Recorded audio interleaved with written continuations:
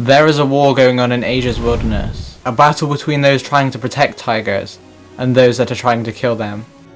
Although it's one of the most famous animals on Earth, 4 out of 9 subpopulations are already extinct. With only 3,140 left in the wild, their future is uncertain. Today we will take a look at how they became so rare, and what could be done to save them.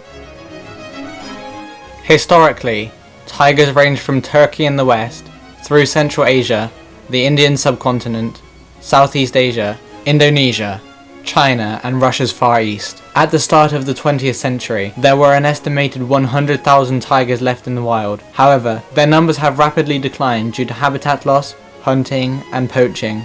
By the 1930s, the tiger had already disappeared from Singapore and Bali, followed by the Korean Peninsula in the 1950s, Central Asia in the 70s, Java in the 80s, although a few may remain there, southern China in the 90s, and Cambodia, Laos and Vietnam in the 2000s. Today tigers only survive in 10 countries, in fragmented and isolated pockets. India hosts the largest population, with around 3,000 tigers.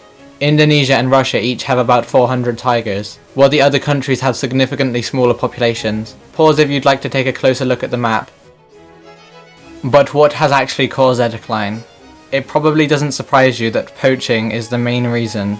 Originally, trophy hunting was the major cause of decline, particularly in India where thousands were killed each year under British rule, including even the royal family, who continued to hunt tigers into the 1950s. However, over the last 50 years, the tiger has primarily been hunted for traditional Chinese medicine. Despite not having any health benefits, many believe that it can cure a range of illnesses. Just about every part of the tiger is claimed to have medicinal uses. The tail is said to cure skin cancer. The feet of the tiger are hung in front of doors to stop evil spirits from entering. The skin is said to cure illness caused by ghosts. The hair is used to drive away centipedes. The brain is believed to cure laziness. The eyes are claimed to cure epilepsy. The whiskers are claimed to fix toothaches, and many other parts have fake claims, but increasingly they are eaten as meat, or used to make tiger bone wine, a luxury product for China's growing elite. Due to how rare they have become in the wild, 200 tiger farms have been built across China to fuel the demand for tiger products, where tigers are kept in conditions so abhorrent that I cannot even show them in this video. Tiger trafficking is a complex, multi-layered network that spans several countries. Understanding these networks is the key to combating the illegal trade. Let's take a closer look at how these networks operate. Tigers are poached in the remaining wild habitats in India, Indonesia, Russia, and smaller populations across Southeast Asia. These regions serve as the initial point in the trafficking chain. Once poached, tigers are handed over to regional traffickers, who are responsible for moving them to transit points. These traffickers operate within specific regions, often using well-established smuggling routes. They employ various methods to avoid detection, such as hidden compartments in vehicles, or disguising tiger parts as other legal goods. Cities like Bangkok, Singapore, and Hanoi are major hubs in the tiger trade. These cities act as central nodes, where illegal wildlife products are consolidated before being shipped to their final destination. Traffickers take advantage of these cities' busy ports, airports, and logistical networks to move tiger products internationally, due to how easy it is to blend in amongst the millions of items.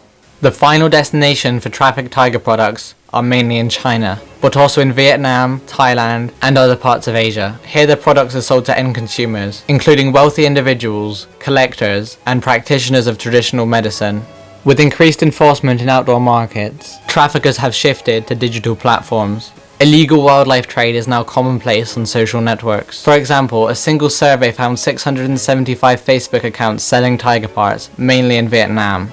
These accounts formed a network of over 313,000 accounts linked to the illicit wildlife trade. More sophisticated traffickers may use the dark web to avoid detection, employing code words for tiger products and other items like rhino horns and ivory. However, the vast majority of wildlife trafficking happens on the surface web. This is partly because some platforms are indifferent to wildlife trafficking, and others like Telegram and WhatsApp offer end-to-end encryption, making monitoring difficult. International cooperation is the key to dismantling these trafficking networks, as their operations span several countries. Penalties for those trafficking tigers are often too insignificant to deter the crime. With only 45% of traffickers charged, and a mere 16% imprisoned, the risk of wildlife trafficking remains low, compared to the potential financial rewards. A lot of police officers in Southeast Asia are paid very little, and so are easily bribed by traffickers, and so increasing pay for police should also be a focus. but many traffickers have been brought to justice. A notable story of police halting an illegal operation was the Tiger Temple. Founded as a monastery and wildlife sanctuary, the temple began to acquire many tigers and became a popular tourist destination. Visitors could interact with the tigers, including bottle feeding cubs, walking them on leashes, and taking photos. The temple charged an entry fee and additional fees for these interactions, making a lot of money. Tigers were kept in small, cramped enclosures with nothing to do, and no veterinary care. Despite claims of being a sanctuary, the temple was involved in breeding tigers, and since captive bred tigers can never survive in the wild, it was clear that they were being bred for profit. In 2016, the temple was raided by Thai authorities, and a number of disturbing discoveries were made. Authorities found a freezer containing tiger carcasses and various tiger parts, raising suspicions of illegal trade. Another raid found 40 dead tiger cubs, all of whom had died shortly before the raid, which resulted in the confiscation of 147 tigers. It is almost certain that the temple was involved in wildlife trafficking. Fortunately, following the raid it was shut down, and the confiscated tigers were relocated to government wildlife sanctuaries. But it's not just in Asia where tigers are suffering. Across the globe in the United States, it is estimated that there are around 10,000 captive tigers. 94% of these captive tigers are privately owned, and living in people's backyards, roadside attractions, and private facilities. Despite the grim realities, global efforts have been underway to bolster tiger numbers.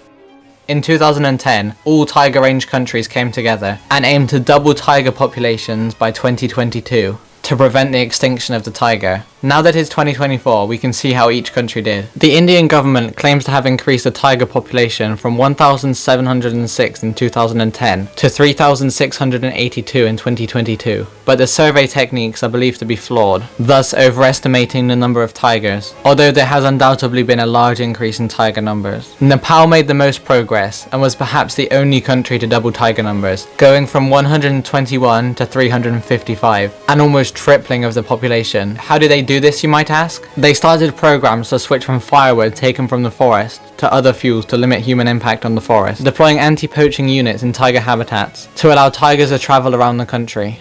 Bhutan was unable to double their tiger population, as it was close to carrying capacity prior to the project. Russia's Siberian tigers have kept a relatively stable population and did not increase over the project. All other nations have a decreasing population and may lose their tigers in the near future. We can only hope that this trend will reverse. You made it to the end. Thanks for watching. It is clear that you like my videos, so why not consider subscribing? If you want to learn about Africa's deadliest war, click this video here. Bye.